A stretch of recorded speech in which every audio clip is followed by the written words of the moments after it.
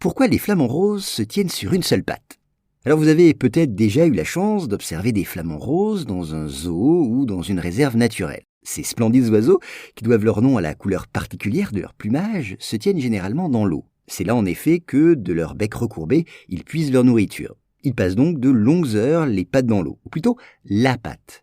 Oui, car les flamants roses ont la curieuse habitude de se tenir sur une seule patte. Et ils adoptent même cette posture pour dormir.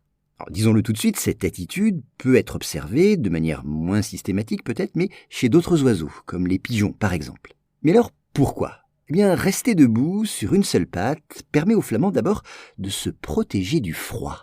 En effet, l'eau, où ils passent le plus clair de leur temps, on l'a dit, est souvent fraîche. Et ce froid est d'autant plus ressenti que les pattes du flamand sont nues. Ainsi, le flamant rose replie l'une de ses pattes sous ses plumes pour la réchauffer. Puis, au bout d'un certain temps, c'est au tour de l'autre.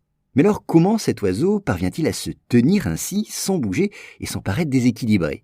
Eh bien, pour le comprendre, il faut examiner ses pattes. Droites comme une tige, elles sont interrompues vers le bas par une articulation qui s'incline vers l'arrière. Il s'agit de la cheville de l'oiseau.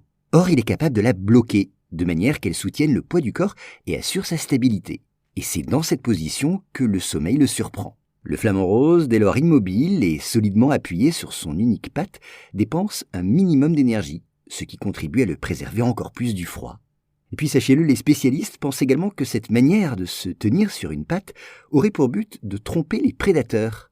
Un tel animal ne ressemblant pas à l'oiseau qu'il recherche, il passerait leur chemin. Voilà pour cet épisode. S'il vous a plu, sachez que j'en publie plusieurs par jour sur mes podcasts Choses à savoir. Je mets tous les liens en description. Merci.